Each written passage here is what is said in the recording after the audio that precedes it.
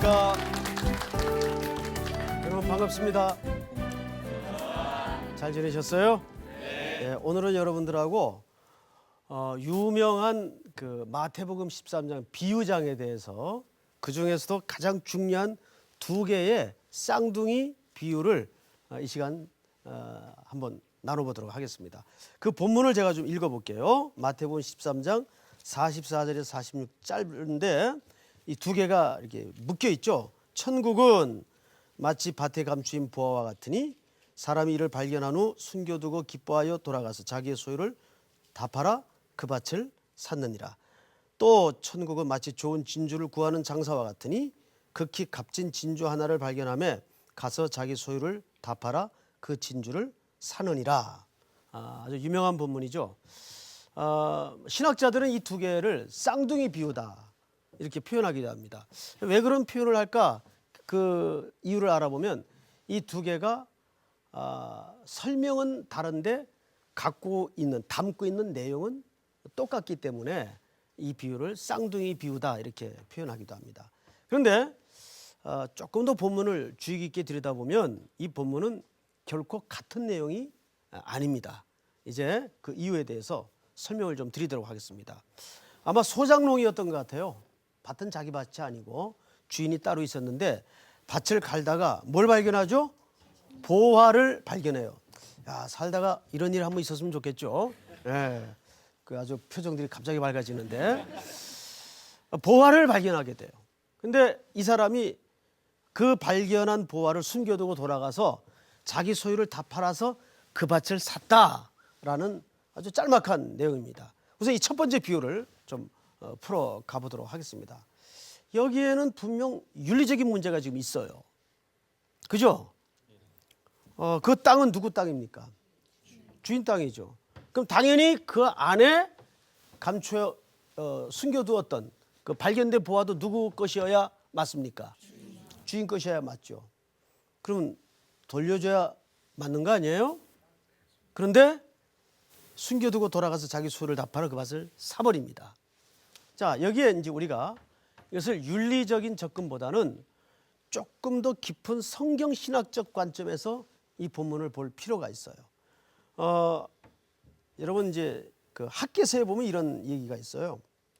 만군의 여호와가 이같이 말하노라. 조금 있으면 내가 하늘과 땅과 바다와 육지를 진동시킬 것이요 또한 모든 나라를 진동시킬 것이며 모든 나라에 보배가 이르리니. 뭐가 이르러요?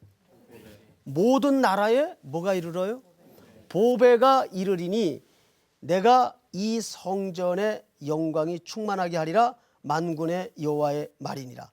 은도 내 것이고 금도 내 것이니라. 만군의 여호와의 말이니라. 학개서에 보면은 만국을 진동할 보배가 이를 것을 학개 선지자가 예언합니다. 여기에 보배를 의인화시켜서 설명했죠.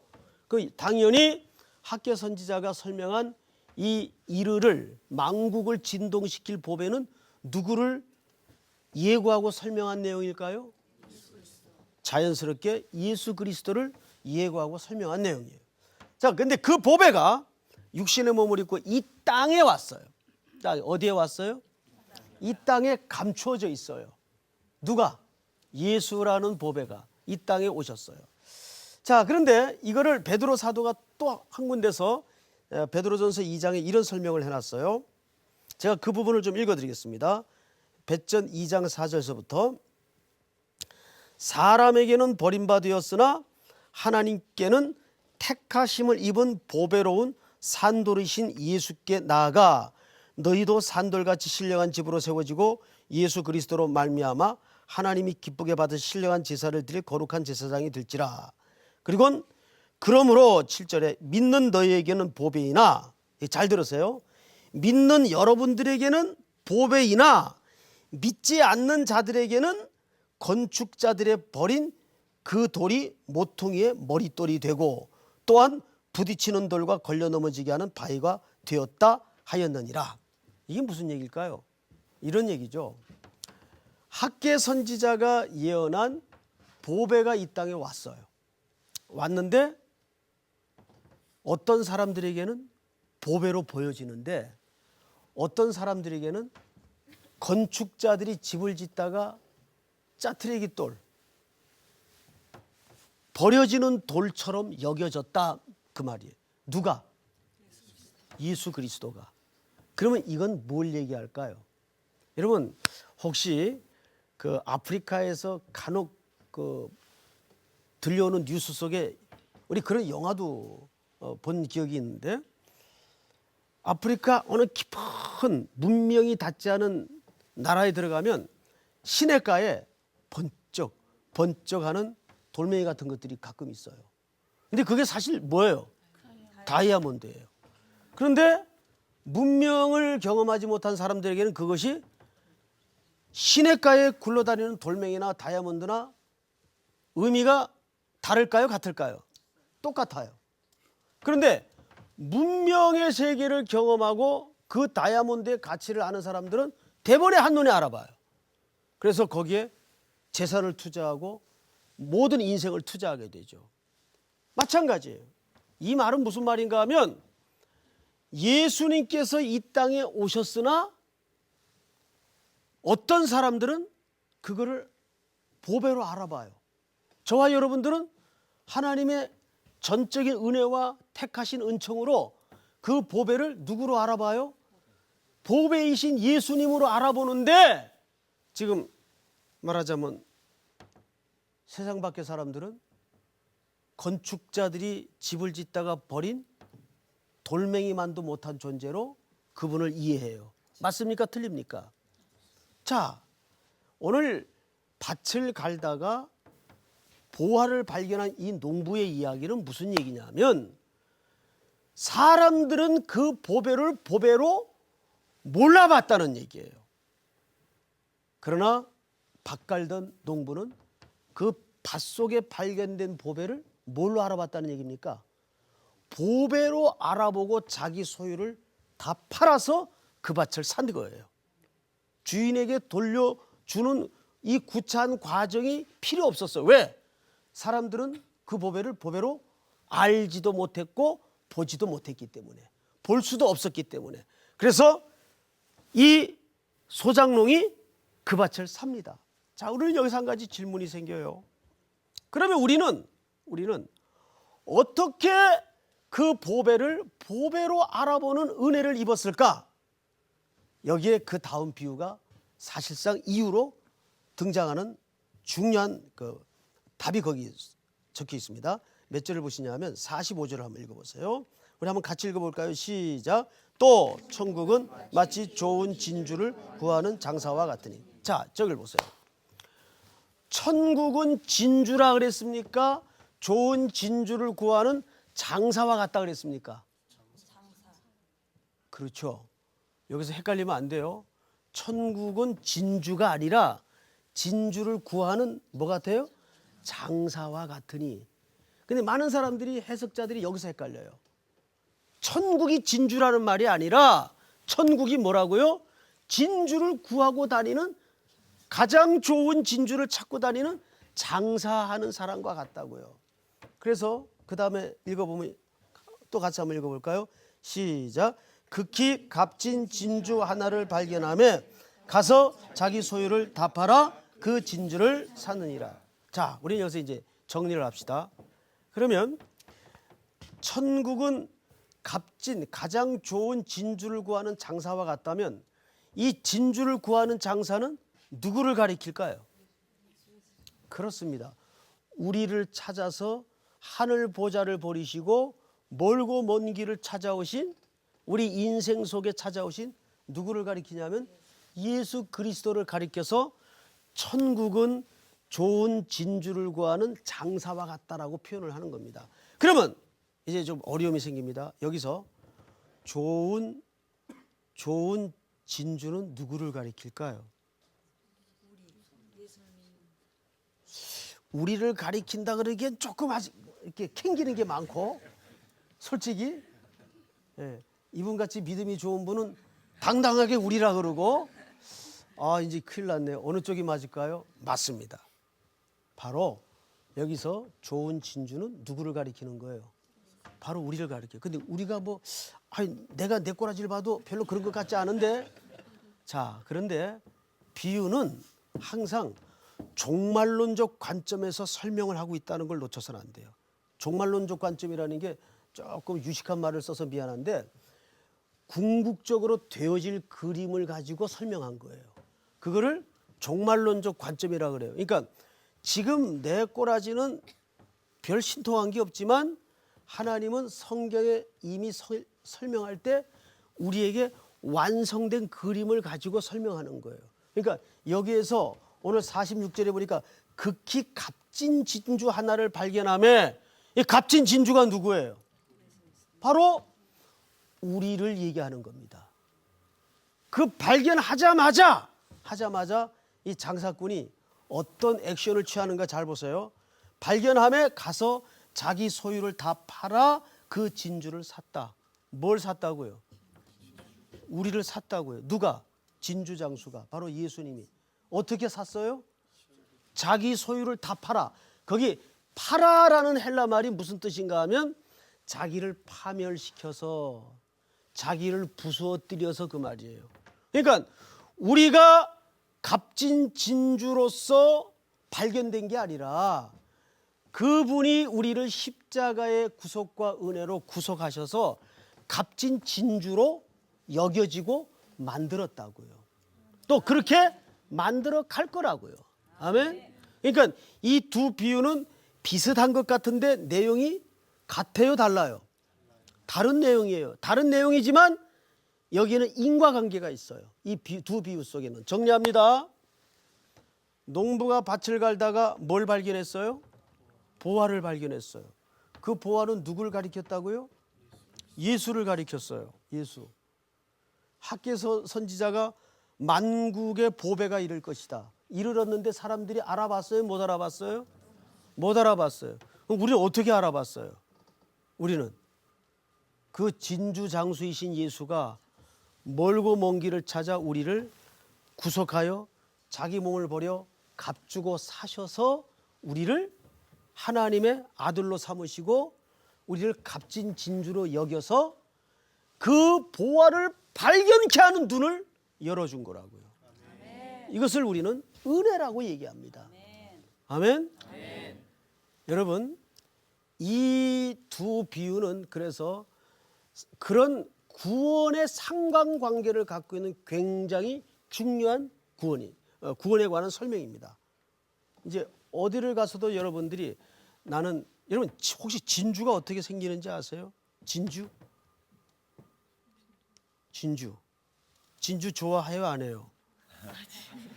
웃기만 하시는데 우리 형제가 뭐 진주 좋아할 것 같지는 않고. 근데 여러분들은 다 값진 진주예요. 자, 이 진주는 왜 우리에게 그렇게 절묘한 묘사가 적합한가 하면 진주는 어떻게 진주가 되냐면 조개에 모래가 들어가죠. 그러면 모래로 말미암아 상처기가 생겨요. 그러면 그 상처기가 오랜 세월 쌓아지고 덮어지고 굳어져서 거기에서 진주가 생성이 됩니다. 우리가 어떤 존재였어요? 정말 볼품없고 버려진 그런 존재였습니다. 상처투성이의 인생들이었어요. 그런데 거기에 주님의 보혈이 덮어지고 하나님의 은혜가 덮어지고 우리를 어떻게 만든 거예요? 가장 값진 진주로 우리를 만들어 주신 거예요. 근데 처음부터 진주가 아니었단 말이에요. 예수님이 그렇게 우리를 여기시고 구속하셔서 진주를 만드신 거예요. 그 진주들이 생명의 은혜를 입어서 어떻게 됐어요? 눈을 떠서 보배를 알아보게 되더라고요. 눈을 떠서. 아멘? 네. 제가 얘기 하나 하고 진행을 할게요. 제 친구 중에 저 강원도 춘천에서 한 30분 들어가면 어렵게 목회를 하는 그 산골 목회니까 뭐 10명도 안 돼요. 지난 봄에 지난 가을이군요. 가을에 우리 교역자들 일부러 좀 거길 찾아갔어요. 전체가. 근데 예배당이 얼마나 작은지 우리 교역자들 인원이 들어갈 수가 없어요. 그래서 의자를 다 빼내고 거기서 이제 삥 둘러앉아가지고 예배를 드리고 밤을 같이 보냈는데 10명도 안 되니까 얼마나 생계가 힘들어요. 그러니까 사모님이 그 예배당 옆에다가 허름한 두부집을 해서 두부를 빚으면서 겨우겨우 생활을 이어가는 그런 어려운 목회 현장이에요. 근데 하나님이 이 친구 목사님에게 그나마 위로를 주셨어요. 아들이 둘이 있었는데 이 아들들이 참 신앙적으로 반듯하게 또 그러다 보니까 공부도 자연히 성실하게 잘해서 이제 둘째 아들은 저 포항에 한동대 입학을 해서 다니게 됐고 첫째 아들은 대한민국 모든 어머니들의 로망인 S대에 입학을 해서 이제 다니게 됐어요. 이게 또 성적도 좋고 과도 좋아서 또 좋은 직장까지 보장이 돼 있는 상황이었어요. 그러니까 이제 이 친구 목사님 내부는 어서 이 아들 졸업하기만을 학수고대 기다리는 겁니다. 이제 생계 걱정은 그러면 면하게 되니까 좋은 직장도 다 보장이 돼 있고 하니까. 그런데 어느 날 이 첫째 아들이 아버지를 찾아왔어요. 아버지, 저 아무래도 의논 드려야 될 일이 있어요. 뭐냐? 제가 하루아침에 생각한 일은 아니고요. 저 선교사 되기 위해서 아무래도 신학교 들어가야 되겠어요. 아버지가 뒤집어진 거예요. 왜 하필 너냐? 선교 나가려고 줄 서 있는데 왜 하필 너냐? 말렸어요. 아무개야, 포기할 수는 없니? 너 말고도 선교사 나갈 사람들 많은데. 그래서 아빠가 이 아들한테 했던 얘기가 너 공부한 거, 좋은 직장 보장된 거 아깝지 않냐? 아깝지 않냐? 여러분 요즘 여기 청년들도 앉아 계시지만 대한민국 청년들이 이 직장 취직하기가 얼마나 힘들어요. 그런데 그런 다 보장된 자리인데 아깝지 않냐? 아깝지 않냐? 여러 사람이 말렸어. 3개월을 말렸어. 3개월. 3개월 있다가 이 아들이 다시 찾아왔어. 그래, 생각 좀 해봤니? 예, 아빠. 아빠, 지난 3개월 동안 제가 가장 많이 들었던 이야기가 무슨 얘기인지 아세요? 그래, 아깝지 않니? 예, 아깝지 않냐는 말씀을 제일 많이 들었습니다. 그러면서 이어 이 아들이 목사인 아버지에게 이런 이야기를 하나 남깁니다.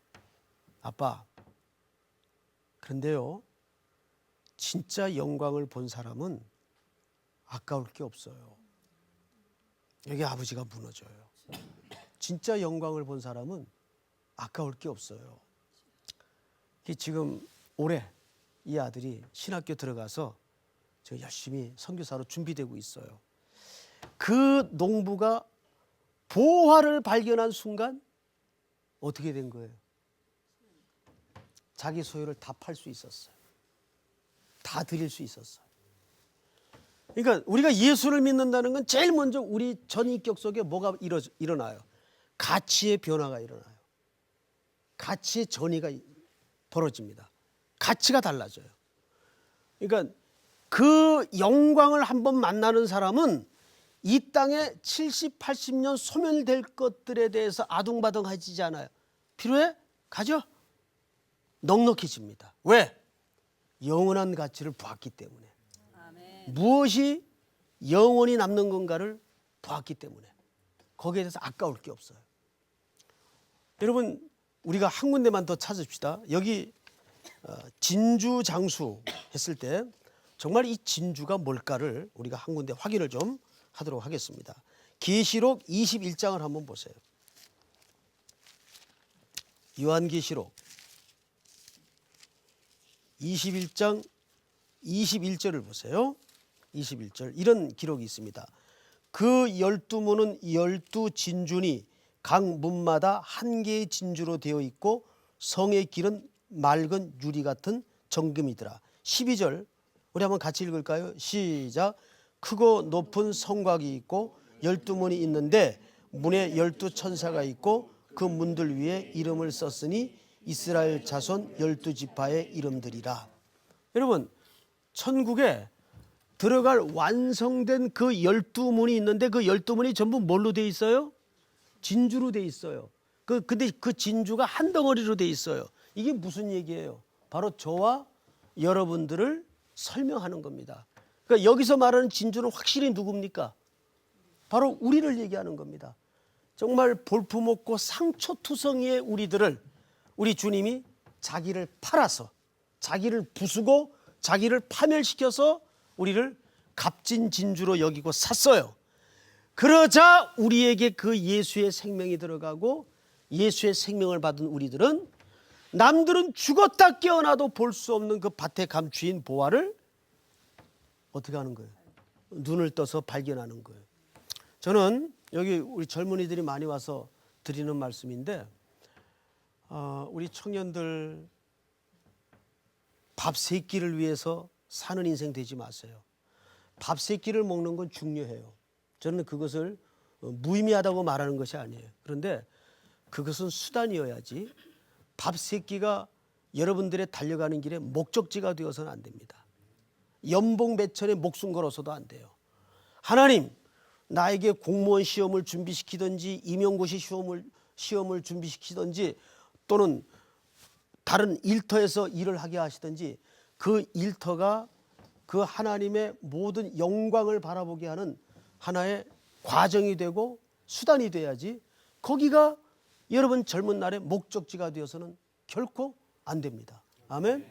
특별히 이 지역에는 많은 청년들이 있는데 우리 청년들은 그 여러분들에게 주어진 공부의 시간을 통해서 내가 목숨을 걸고 달려갈 수 있는 그것, 목숨과도 바꿀 수 있는 것, 끝까지 달려갈 수 있는 그 사명을 만나서 예수님의 영광을 붙잡고 평생을 기쁘게 다름질하는 순례의 승리자가 되기를 축복합니다. 네. 오늘 공부는 여기서 마치겠습니다. 수고하셨습니다. 대단히 감사합니다.